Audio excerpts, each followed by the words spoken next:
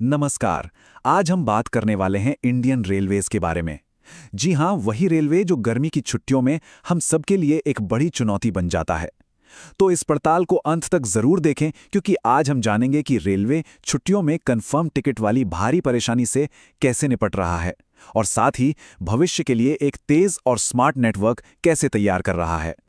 हर साल जैसे ही गर्मियों की छुट्टियां शुरू होती हैं, रेलवे स्टेशनों पर एक ही नज़ारा दिखता है, भारी भीड़। ये एक ऐसी चुनौती है जिससे लाखों लोग हर साल जूझते हैं और एक आरामदायक सफर का सपना सपना ही रह जाता है। गर्मियों में एक कंफर्म ट्रेन टिकट, अरे ये सवाल सुनने में ही एक मिशन जैसा लगता है ना? महीनों पहले प्लानिंग करने के बाद भी एक कंफर्म सीट मिलना मतलब जैसे कोई लॉटरी लग गई हो। और ये सिर्फ एक दो लोगों की नहीं, बल्कि लाखों भारतीयों की हर साल की हकीकत है।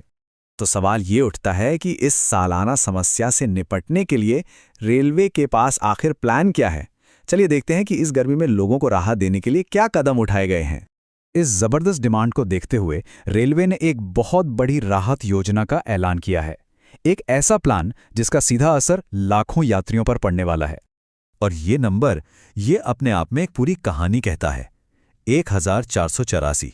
जी हाँ, रेलवे इस साल गर्मी में यात्रियों की सुविधा के लिए इतनी ज्यादा स्पेशल ट्रेनें चला रहा है। ये पिछले सालों के मुकाबले एक बहुत बड़ा जंप है। तो इन एक्स्ट्रा ट्रेनों का असल में मतलब क्या है? सीधा मतलब यह है कि वेटिंग लिस्ट वाले यात्रियों के टिकट कंफर्म होने के चांसेस बढ़ जाएंगे। बिहार, यूपी और पश्चिम बंगाल जैसे जो हाई डिमांड रूट्स हैं, उन पर ज़्यादा ट्रेनें चलेंगी। और तो और वैष्णो देवी जैसे तीर्थ स्थलों के लिए भी खास इंतजाम किए गए हैं, ताकि किसी को अपनी यात्रा कैंसिल ना करनी पड़े। लेकिन रुकिए, रेलवे का प्लान सिर्फ इस गर्मी की भीड़ को संभालने तक ही नहीं है। वो इस मौके का इस्तेमाल भविष्य के लिए एक मजबूत और मॉडर्न नेटवर्क बनाने के लिए भी कर रहे हैं। और ये बात रेलवे की दोहरी रणनीति को बिल्कुल साफ कर देती है। मतलब लक्ष्य सिर्फ भीड़ कम करने के लिए ट्रेनें बढ़ाना नहीं है, बल्कि पूरे सिस्टम को ही बेहतर, तेज और ज्यादा असरदार बनाना है। अब जरा इस आंकड़े को देखिए। 80% ट्रैक्स का आधुनिकीकरण हो चुका है। पर इसका मतलब क्या है? इसका मतलब है पुरानी पटरियों को नई मजबूत पटरियों से बदलना, सिग्नलिंग सिस्टम अपग्रेड करना और तीखे मोड़ों को सीधा करना, ताकि ट्रेनें ज्यादा स्पीड पर पूरी सेफ्टी के साथ दौड़ सकें। और इस मॉडर्नाइजेशन का सीधा नतीजा है रफ्तार। आज भारत के लगभग आधे रेलवे ट्रैक्स 130 किलोमीटर प्रति घंटे की स्पीड को सपोर्ट करने के लिए तैयार हैं। सोचिए, दिल्ली से मुंबई की यात्रा में कुछ घंटे कम लगना, यही तो इस बदलाव का असली असर है। तो स्मार्ट मॉनिटरिंग और एआई आखिर है क्या? देखिए, कल्पना कीजिए कि पटरियों पर ऐसे सेंसर लगे हैं जो किसी भी छोटी सी दरार का पता चलते ही कंट्रोल रूम को अलर्ट कर दें, इससे पहले कि कोई बड़ा हादसा हो।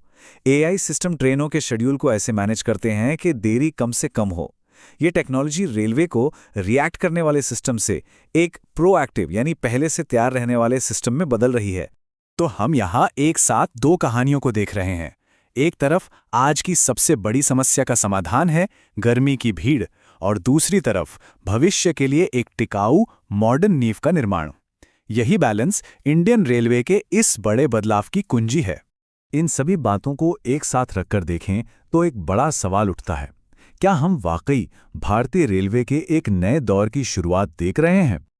ये एक सोचा समझा स्टेप बाय स्टेप प्लान है।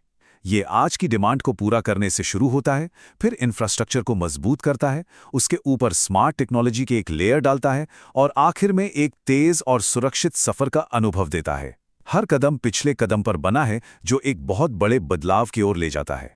तो आखिरी सवाल यह है, जब आज की जरूरत और भविष्य की सोच एक साथ मिलती हैं, तो ये सिर्फ रेलवे को नहीं बदलता, ये पूरे देश के सफर करने के तरीके को बदल देता है। ये एक धीमी गति वाली व्यवस्था से एक डायनामिक, भविष्य के लिए तैयार नेटवर्क में बदलने का प्रतीक है। ऐसी ही जानकारी के लिए सब्सक्राइब कीजिए ऑल कैन स्टडी को। धन्यवाद। चलिए अगले विश्लेषण में मिलते हैं।